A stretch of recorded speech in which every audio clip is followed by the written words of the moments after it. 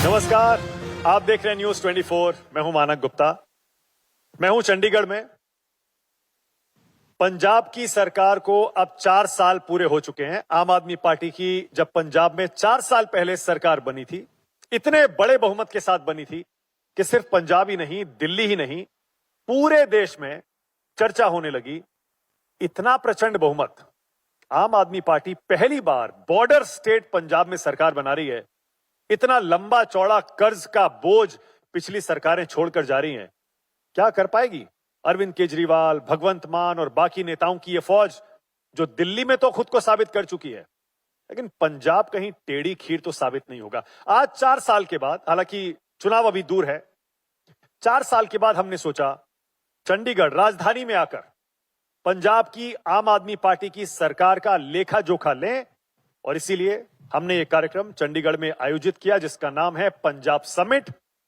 यहां दिन भर इसी मंच पर एक एक करके पंजाब के मंत्री आएंगे, अपने अपने विभागों का लेखा जोखा, अपना परफॉर्मेंस पंजाब की जनता, न्यूज 24 के दर्शकों के सामने रखेंगे। फिर फैसला आपको करना है कि 4 साल में क्या किया, और जो नहीं कर पाए क्या 1 साल में कर पाएंगे। मेरे पहले मेहमान पंजाब समिट में इस मंच पर हरपाल सिंह चीमा, पंजाब के फाइनेंस मिनिस्टर, LLB कर चुके हैं, पढ़ाई वकालत की है, लेकिन उसके बाद राजनेता बने और आज फाइनेंस मिनिस्ट्री, इतनी संवेदनशील, इतनी सेंसिटिव, इतनी इंपॉर्टेंट मिनिस्ट्री संभाल रहे हैं। बहुत स्वागत पहले तो चीमा जी आपका न्यूज 24 के पंजाब समिट के मंच पर। आपका बहुत बहुत धन्यवाद, और आपका भी पंजाब की कैपिटल में आने पे बहुत बहुत स्वागत। आपका भी बहुत बहुत अभिनंदन, आपने हमारे स्टेट में आके आपका ये पंजाब समिट किया, सो आपका बहुत बहुत धन्यवाद। Thank you. मैं लेकिन चाह रहा हूं कि आप कोई सवाल पूछूं उससे पहले आप हमारे दर्शकों के सामने, पंजाब की जनता के सामने कुछ आंकड़े रखिए और ये बताइए कि आपने इन 4 सालों में पिछली सरकारों के मुकाबले ऐसा क्या किया कि आपको पंजाब की जनता दोबारा मौका दे। फाइनेंस मिनिस्ट्री आपके पास है, इकोनॉमी की बताइए क्या सेहत है। देखिए मैं बहुत सिंपल भाषा में बताना चाहता हूं कि हमने जो हमारे 4 मेजर हेड होते हैं, जिससे सबसे ज्यादा जो फाइनेंस का है कि हमने स्टैंप एंड रजिस्ट्रेशन जो होती है उसमें हमने क्या किया।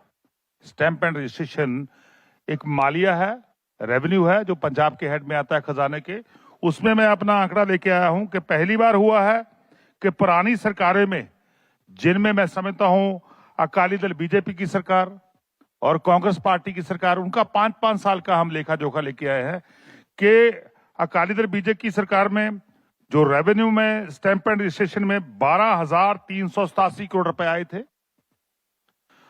कांग्रेस की सरकार में 12,470 करोड़ रुपए आए थे। तो अब किसकी बारी है? पंजाब में कौन है? आम लोगों की सरकार है, आम आदमी पार्टी की सरकार है। तो अब कितने आ रहे हैं? 30,367 करोड़ रुपए। 12,000 करोड़ से बढ़ के आमदन 30,000 करोड़ रुपया पार कर रही है। ये मैं 5 साल का हिसाब आपको दे रहा हूं, क्योंकि जो लास्ट हमने 4 साल में जितने हमने टीचे लिखे थे, जो भी हमने अपना टीचा मिथा था, उसको हमने बिल्कुल अचीव किया है, बिल्कुल अचीव नहीं किया, उससे ज्यादा ही कलेक्शन करी है। तो इस साल हम 30,000 करोड़ का आंकड़ा जो है वो पार कर पाएंगे। और सेकंड क्या है? GST, one nation one tax, कब लागू हुआ था देश में? 2017 में, जून 2017 में लागू हुआ था। तब सरकार किसकी थी? कांग्रेस पार्टी की सरकार थी पंजाब में। तब कितना रेवेन्यू कलेक्शन हुआ? 61,000 करोड़ 286 यानी 61,286 करोड़ रुपए जो है कलेक्शन कितने साल में हुई? 5 साल में हुई। तो इस साल को जब ये साल खत्म होगा, हमारे 5 साल पूरे होंगे, कितनी कलेक्शन हो जाएगी? 1,21,060 1,21,600 करोड़ रुपया जो है पंजाब के खजाने में आ जाएगा 5 साल में। यानी हमने मोर देन 100% अचीव किया है कलेक्शन बढ़ाने में। ये होता है ईमानदार सरकार का नतीजा। और तीसरा क्या है, तो बड़ा बवाल देश में कटता है जिसपे ऊपर, एक्साइज। आपने भी बहुत बार कवर किया, मैंने देखा है, मानिक जी आप भी बड़े अच्छे ढंग से बोलते हो। तब उसमें क्या हुआ, जब अकाली दल बीजेपी सरकार थी, कितना पैसा आया एक्साइज में? 20,545 करोड़ रुपए। ये मैं वो आंकड़े लेके आया हूं जो ट्रेजरी बोलती है, जो खजाना बोलता है वो है, मेरे नहीं है ये। और जब कांग्रेस का राज था 5 साल का, कितने पैसे? 27,395 करोड़ रुपए। जब आम लोगों का राज, आम आदमी पार्टी की सरकार, सरदार भगवंत सिंह मान जी मुख्यमंत्री, कितना होगा? 53,122 करोड़ रुपया हम इसमें अचीव कर रहे हैं। इससे पता चलता है कि मोर देन 100% इजाफा जो है एक्साइज में हुआ। बिल्कुल सक्सेसफुल हम इसमें काम कर रहे हैं। इसके अलावा एक हमारा गारंटी कंसोलिडेटेड सिंकिंग फंड होता है, एक गारंटी रिडम्पशन फंड होता है। 2 फंड होते हैं जो रिजर्व बैंक के पास हम जमा करवाते हैं। जब भी हमें वेज एंड मीन्स में पैसा लेना पड़े तो उसमें हम एक किटी रखते हैं, ताकि हमें जब भी आज मान लो लोड पड़ जाए 1000 करोड़ रुपए थी, तब हमसे ले लेते, वहां से ले लेते आरबीआई से, तो हमें बहुत कम रेट ऑफ इंटरेस्ट पे हमें पैसा मिलता है। उसमें कितने पैसे थे पुरानी सरकारों ने? सिर्फ 3,027 करोड़ रुपए जमा थे वहां पे। अब ये 4 साल का हिसाब है, 5 साल में अभी तो और जाएगा, बढ़ेगा। तो आपने इसमें 11,720 करोड़ रुपए जमा करवाए हैं। सो इसका मतलब है कि हम लगातार अपनी बचत को भी जो है बढ़ा रहे हैं और लगातार इनकम भी बढ़ा रहे हैं। और ये नहीं कि हमने खर्चा कितना किया, इस पे भी सवाल होना पड़ेगा आपको। मैं आ रहा हूं, उसी पे आ रहा हूं। मैं उसी पे आ रहा हूं। आपने बता दिया कि आपने कमाई बढ़ाई है। कमाई बिल्कुल हर एक हेड में, चाहे वो किसी भी डिपार्टमेंट का हेड हो, ये मेरा नहीं कि ये मेरी हेड है, जितने भी हमारे तमाम हेड हैं पंजाब के, सभी हेड में मोर देन 100% जो कमाई है वो बड़ी है। ठीक है, ओके। लेकिन पंजाब को एक समय में चीमा जी ग्रोथ इंजन कहा जाता था, पूरे देश का ग्रोथ इंजन। उसके बाद से छवि ऐसी बन गई, पंजाब कमाता है, पंजाब उधार लेता है और पंजाब सिर्फ ब्याज चुकाने में सारा पैसा खर्चा कर देता है। 4.5 लाख करोड़ का कर्ज भी तो है चीमा जी। फिर आप ये कब तक कहिएगा कि नहीं ये विरासत का कर्जा है, विरासत का कर्जा है? आपने 50,000 करोड़ ज्यादा बता दी, थोड़ा कम कर लो, ज्यादा है ये। 4 लाख? 4 लाख से नीचे रहेगा, उससे नीचे आ गया है। ओके, सवाल वही है, लेकिन मेरा अभी भी इतना लंबा चौड़ा कर्जा अगर 4 साल बाद अभी भी है। मैं पूरा फाइनेंस देखता हूं तो मुझे पता है कि पिछले 25 साल में, पिछले 25 ईयर में पंजाब में किसकी सरकार रही? अकाली दल बीजेपी की या कांग्रेस पार्टी की? और ये भी छोड़ दीजिए, इसमें 2 ही फैमिलियां ज्यादा रही, कैप्टन अमरिंदर सिंह और प्रकाश सिंह बादल की फैमिली। उन्होंने 25 साल राज किया और पंजाब की इकोनॉमी को तबाह करने का उन्होंने काम किया। कोई भी ऐसा काम नहीं किया जिससे पंजाब की इकोनॉमी को थोड़ा बूस्ट मिले। तो मैंने जितने पुराने आंकड़े बताए हैं कि हमने 4 साल में यहां हम खड़ गए हैं और 5वें साल पे यहां जाएंगे, तो हम लगातार, हमारा जो ग्रोथ है इकोनॉमी में हो रहा है। तो डेट टू जीडीपी रेशियो, जो डेट टू जीडीपी रेशियो थी वो 48 पॉइंट से ज्यादा थी, 48.55 थी डेट टू जीडीपी रेशियो। आज कितनी हो गई?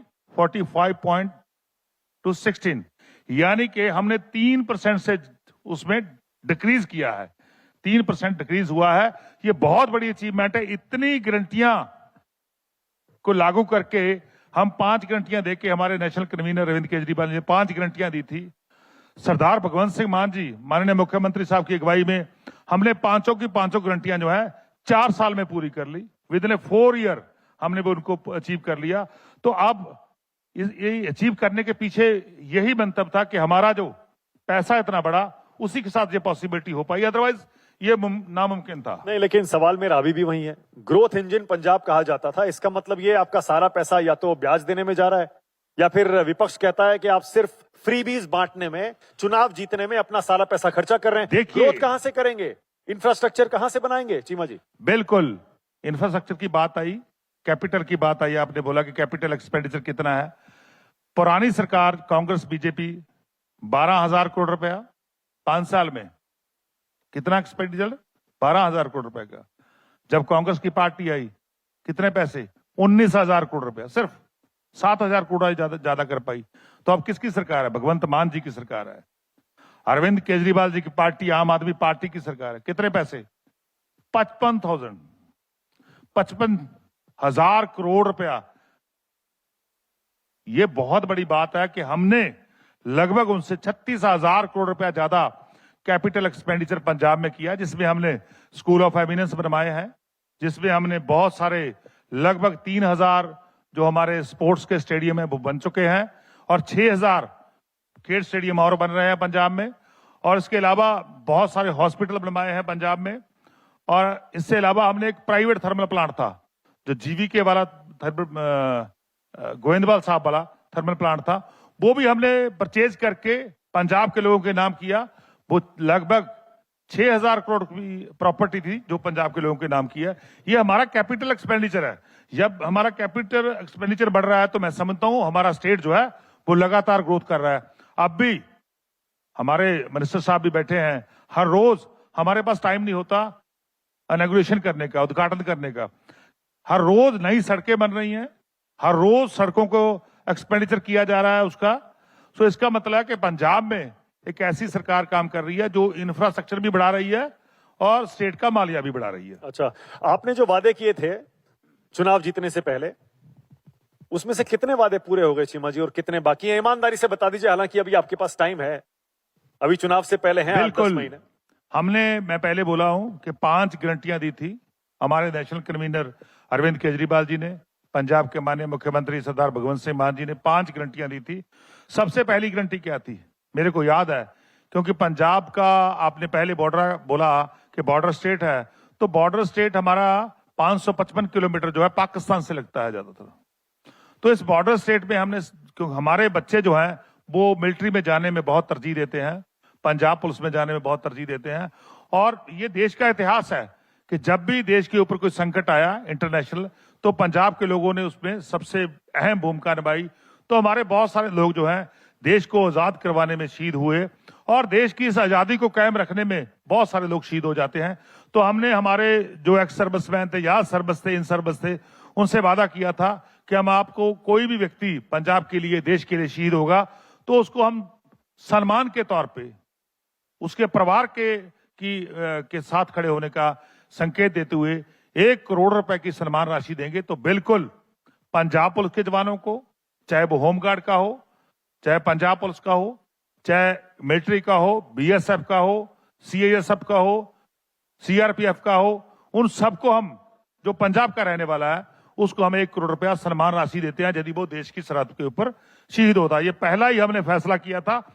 और मैं याद हो मेरे, ये पहला फैसला हमारी 3 महीने में, जो पहली कैबिनेट, जितनी कैबिनेट हुई थी उनके भीतर लिया गया।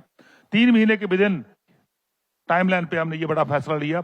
और इसके अलावा एक बहुत बड़ा फैसला था, वो था क्या कि 300 यूनिट फ्री भी पंजाब के लोगों को देने के लिए। आप कहोगे, बोलोगे अब यही हमारे कंसेप्ट के ऊपर बीजेपी आई है ना, अब वो भी यही ऐसा ही कर रही है। फ्री बिजली। हाँ, फ्री बिजली। हाँ, फ्री बिजली। तो फ्री बिजली 300 यूनिट देने का मेरे बिल्कुल पूरा याद है।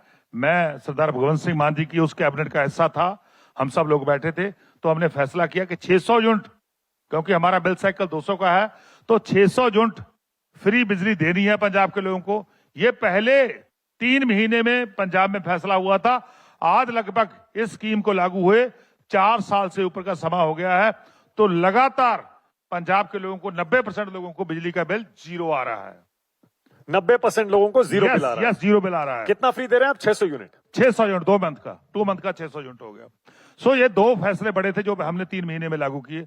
और तीसरा बड़ा फैसला था, जब मेरे को याद है कि मैंने जून में बजट पेश किया था, तो शिक्षा का बजट, एजुकेशन का बजट, उसमें मैंने 57% का इजाफा किया था।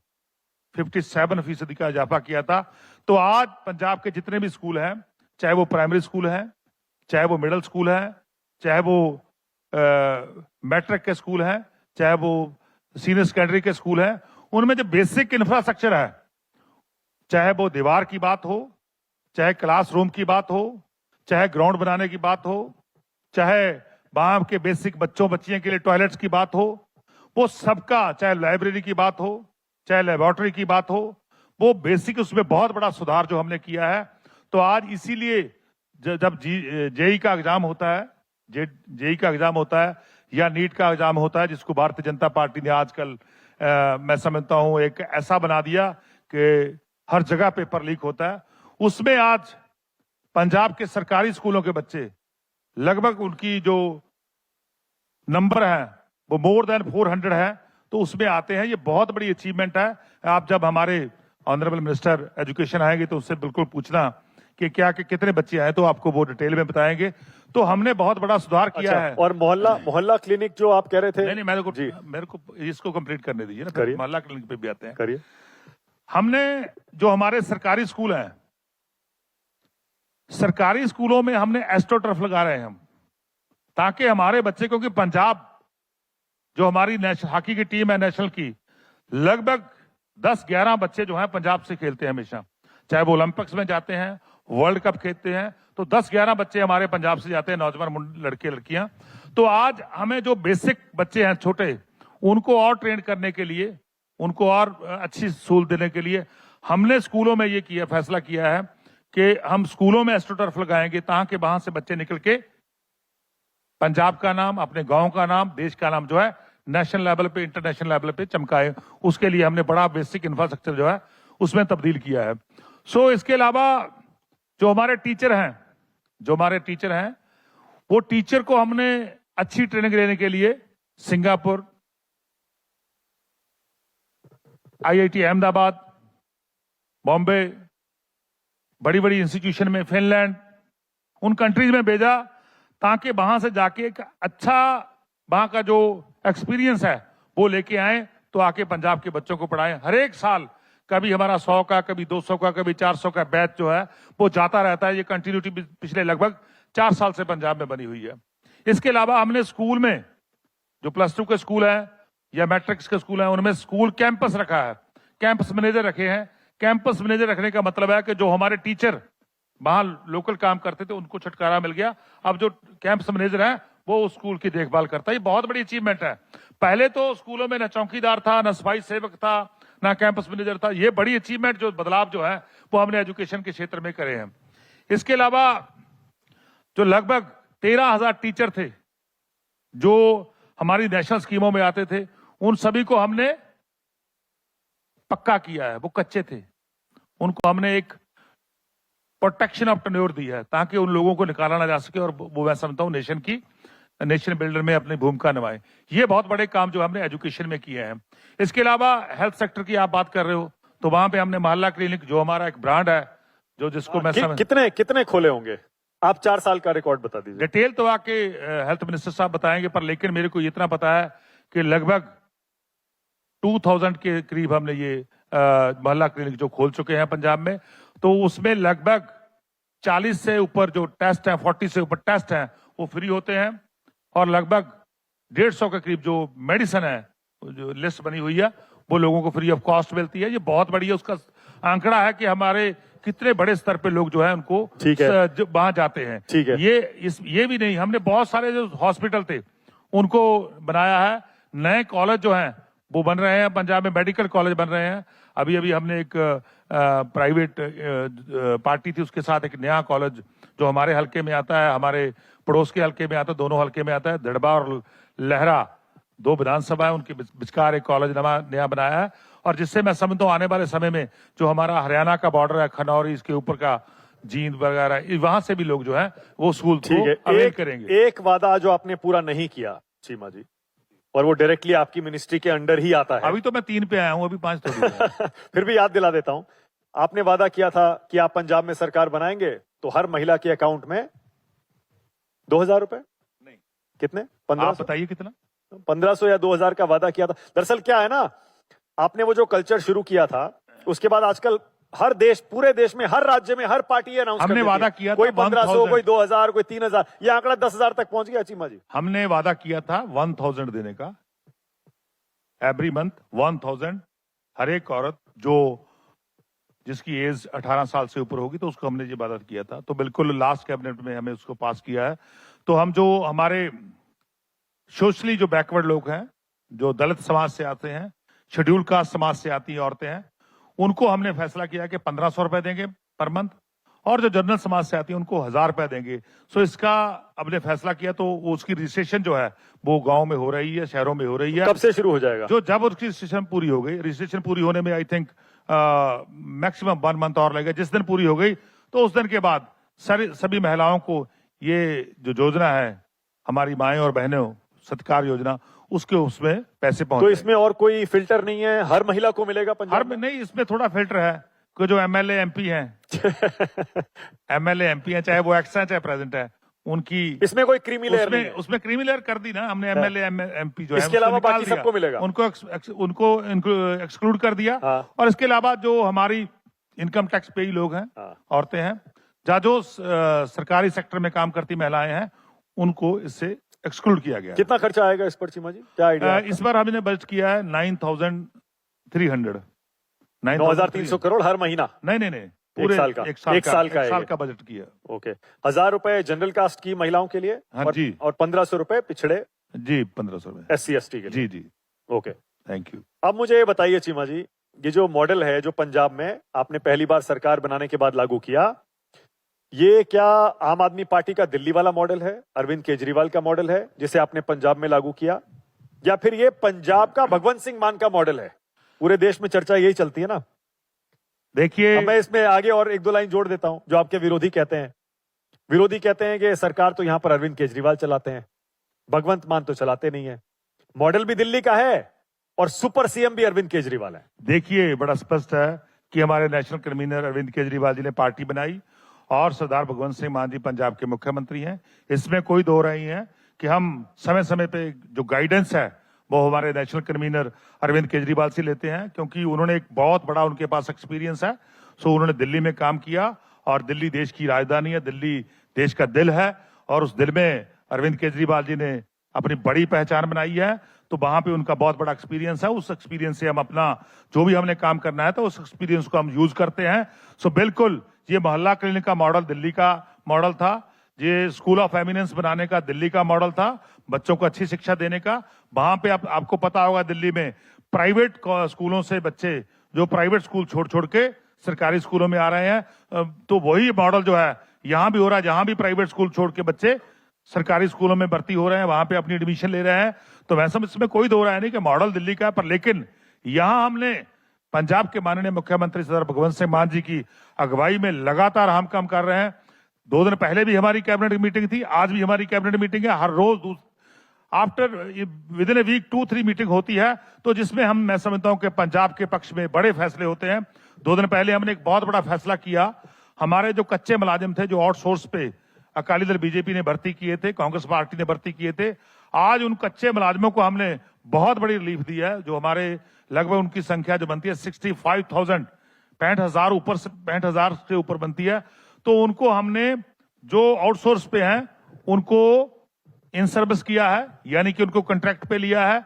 जिनका एक्सपीरियंस 3 ईयर 5 ईयर होगा उनको हमने कैटेगरी में बांटा है कि कौन सी कैटेगरी कितना एक्सपीरियंस होगा, तो कॉन्ट्रैक्ट पे लेंगे। जो कॉन्ट्रैक्ट पे हैं, जिनका tenure length of the service 10 year हो गया, तो उनको हमने पक्के करने का फैसला किया। ये बहुत बड़ा फैसला है। तो इससे मैं समझता हूं पंजाब के जो नौजवान हैं उनमें कॉन्फिडेंस आएगा, क्योंकि इससे पहले हमने लगभग 65,000 नौकरियां लोगों को दे चुके हैं, नौजवान यंगस्टर को दे रहे हैं। इसीलिए जो पंजाब का ब्रेन ड्रेन हो रहा था, जो आप भी कई बार मैं देखा है चलाते हो कि पंजाब का ब्रेन ड्रेन हो गया जी, पंजाब का नौजवान कनाडा चला गया, जाते हैं, USA अभी चला भी गया। जा रहे हैं। नहीं, अभी वो डिक्लाइन आया है, डिक्लाइन आया? आपने रिपोर्ट पढ़ी होगी बहुत सारे न्यूज़पेपर। आपके पास कोई आंकड़ा है, सरकारी नहीं, आंकड़ा? मेरे पास सरकारी आंकड़ा नहीं है, पर लेकिन जो एक आंकड़ा निकल के आया था, तो एक न्यूज़पेपर बहुत बड़ी छपी थी कि पंजाब में जो पासपोर्ट बनाने का रुझान था उसमें बहुत बड़े स्तर पे कमी आई है, क्योंकि लोगों को समझ आ गया कि अब कनाडा के हालात क्या हैं, USA के हालात क्या हैं, ऑस्ट्रेलिया के हालात क्या हैं।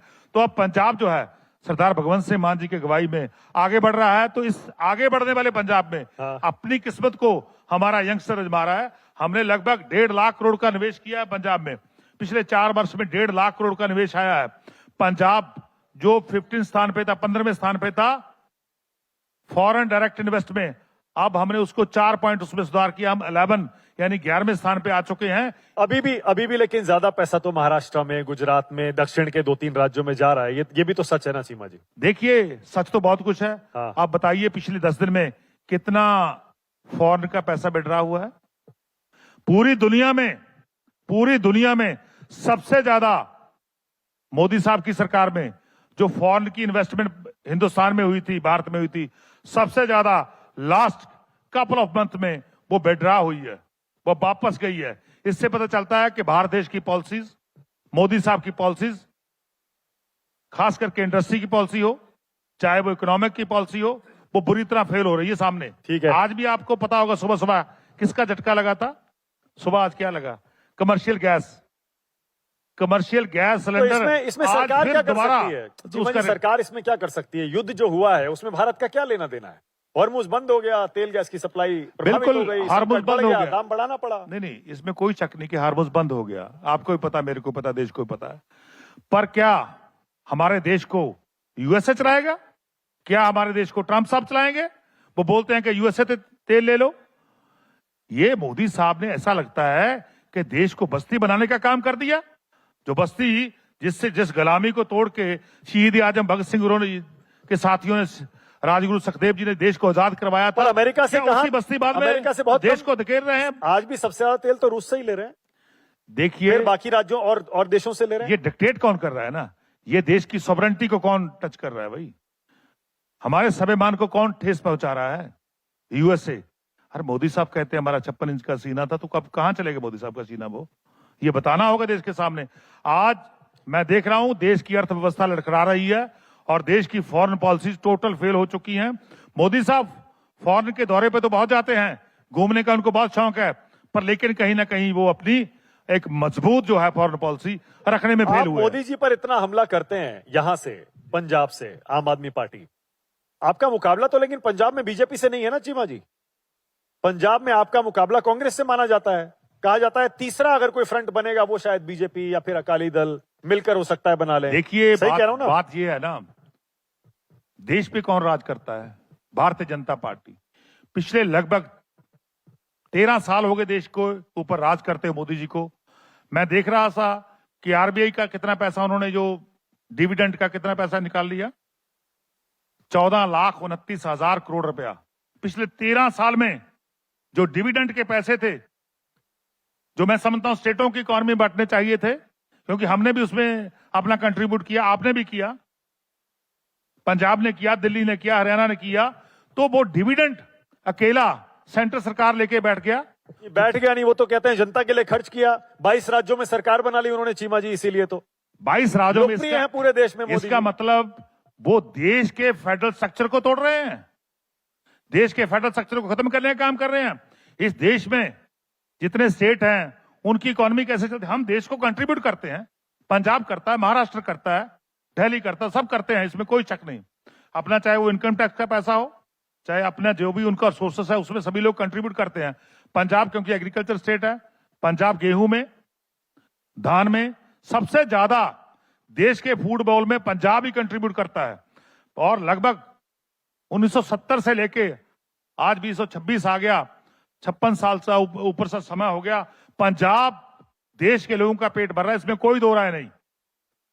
लगातार हम कंट्रीब्यूट कर रहे हैं, पर लेकिन जो हमारा नेशनल फूड बाउल में जैसे हमारा गेहूं और धान जाता है, वैसे ही हमारा इनकम टैक्स भी जाता है, वैसे ही हमारा जीएसटी जाता है, वैसे ही जो डिविडेंड सरप्लस होता है वहां आरबीआई के लिए, वो क्यों नहीं डिविजिबल पूल में डालते?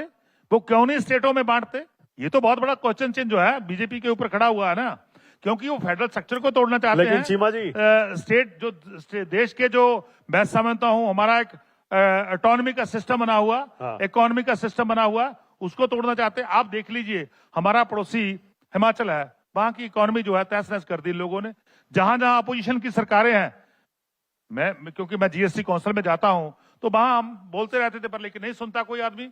तो इसका मतलब है ये नहीं होगा कि one nation one election, one party और वन नेशन नहीं होगा। ओके।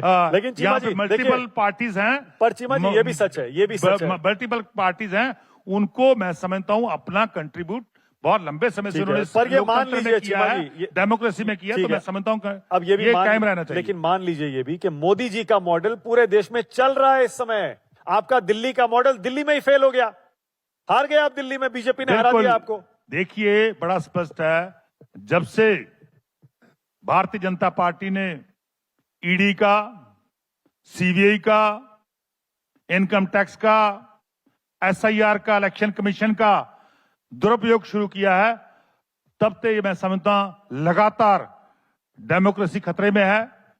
अब वहां पे वोट काट दिए जाते हैं, अब हमारी एसआईआर चल रही है, तो क्या हो रहा है? अभी मैं देख रहा था कि लगभग 35 लाख वोट जो है उनके ऊपर खतरा मंडरा रहा है कि वो उनकी वोट कट जाएगी। जब 35 लाख लोगों की वोट कट गई भाई, तो कौन जीतेगा कौन हारेगा कैसे पता चलेगा? एक हल्के में 10,000 से लेकर 20,000 25,000 वोट कट गई तो कैसे पता चलेगा? ये भारतीय जनता पार्टी की सरकार है। वेस्ट बंगाल में सरकार कैसे बनी? पहले ईडी भेजी गई, सीबीआई भेजी गई, डराया गया, धमकाया गया, इनकम टैक्स के अधिकारी भेजे गए, फिर लास्ट में इलेक्शन कमीशन का दुरुपयोग किया, एसआईआर करेगी, 90 लाख वोट काट दिए गए। तो 90 लाख वोट काटने के बाद भारतीय जनता पार्टी ने सरकार बनाई। ये विजय रथ नहीं है ये तो उनका। उन लोगों के ये वोट मैं काटे समझता हूं हैं, उनका चीमा चोरी जी। रथ चल रहा है। चीमा जी, उन लोगों के वोट काटे हैं जो तो या तो जिनकी मृत्यु हो गई, जो शिफ्ट हो गए, या जो डुप्लीकेट एंट्री है, उन लोगों के काटे हैं। वापस देखिए- जुड़वा सकते हैं आप लोग। देखिए, ऑपोजिशन के लोग नहीं, इन नहीं। लोगों को ढूंढ कर इनके नाम जुड़वा सकते हैं अगर गलत काटे हैं बात तो। सुनो, आप तभी एसआईआर क्यों करते हैं जब इलेक्शन नजदीक होता है? मेरे को ये बताइए कि सेंटर सरकार पूरे तभी- देश में हो रहा है अब तो एसआईआर। मेरी बात सुनो, एसआईआर जब अब यूपी में तो एक अगले साल है, पंजाब में भी अगले साल चुनाव है। नहीं, इसी साल में लास्ट में है एंड ना? में है, वही तो मैं कह रहा हूं। इस समय क्यों शुरू किया? जब वेस्ट बंगाल के साथ एसआईआर हो रहा था, जब बिहार में एसआईआर हो रहा था, तब पंजाब में कर लेते, सफिशिएंट टाइम मिल जाता। आज ही डेट मैं देख रहा था अभी, आज ही डेट चेंज कर दी कि आपने ऑब्जेक्शन कब दायर करने हैं। ऑब्जेक्शन अगस्त में ले गए। ऑब्जेक्शन दायर करने का समय अगस्त से लेकर सितंबर तक का है, यानी कि ऑब्जेक्शन दायर हो गए 9th मंथ में जाके। उसको डिसाइड कब करेंगे? दिसंबर में, और जनवरी में कोड लग जाएगा। तो इसका मतलब जितने वोट काटेंगे तो करते रह गए, तो समय नहीं मिलेगा। बहुत सारे लोग जो देहात से आते हैं, वो गरीब लोग होते हैं, उनको पता ही नहीं होता कि हमारा नंबर कितना है। वो उनके पास वो डिजिटल तो है नहीं बेचारे, उनके तो वोट काटने बड़े आसान है। तो बहुत स्पष्ट है देश को कि भारतीय जनता पार्टी ने ईडी को, सीबीआई को, इनकम टैक्स को, एसआईआर को टूल बना के इस देश की लोकतंत्र को खत्म करने का ठान रखी है। पर लेकिन पंजाब एकमात्र देश का वो राज्य है जो देश की एकता और अखंडता के लिए खड़ा है। देश के जब भी देश के ऊपर कभी कोई हमला हुआ है तो पंजाब के छोटे बच्चे से लेकर बड़े जवान तक, बूढ़े तक लोगों ने देश का साथ दिया है। देश आपकी जो है- बातों से ऐसा लग रहा है कि इस बार बीजेपी को आप पंजाब में गंभीरता से ले रहे हैं, क्योंकि आपका हमला मैं देख रहा हूं कांग्रेस पर कम है, अकाली पर कम है, बीजेपी पर ज्यादा है। चीमा जी, देखिए, अकाली दल बीजेपी वो पार्टी है, जब यहां पे सत्ता में थी तब इन लोगों ने पंजाब में हमारे धार्मिक गुरुओं को नहीं छोड़ा। सबसे बड़े स्तर पे पंजाब में बेअदबी हुई, और उस बेअदबी के खिलाफ सख्त कानून किसने बनाया? सरदार भगवंत सिंह मान जी ने बनाया।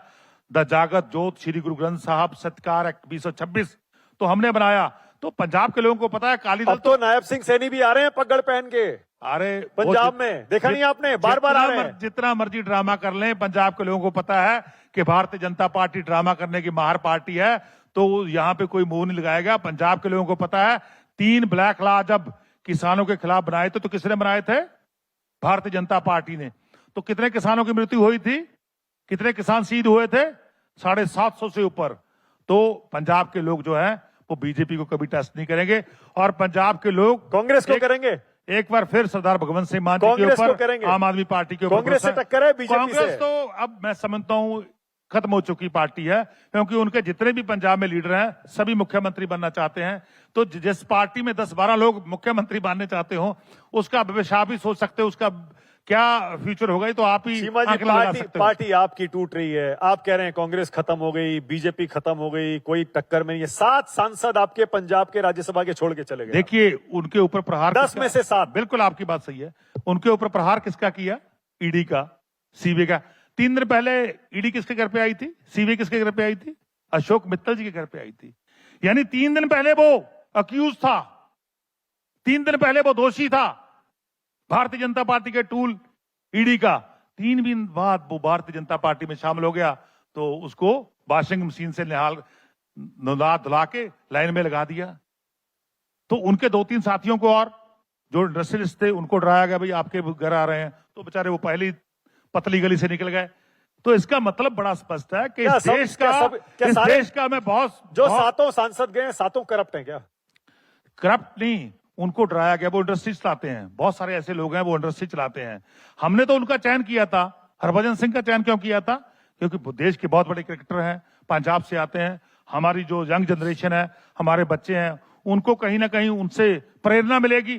वो कहेंगे यार हरभजन सिंह खेलता खेलता देश का पॉलिटिशियन बन गया, देश की राज्यसभा में चला गया, पर लेकिन उन्होंने भी कोई काम नहीं किया। हम क्या करें भाई इसमें? वो क्यों चले गए? आपको हम बना दें मान लो राज्यसभा का मेंबर, आप वहां में मुद्दा ना उठा पाए पंजाब का, तो हम क्या करेंगे तो भैया? हरभजन क्यों चले गए?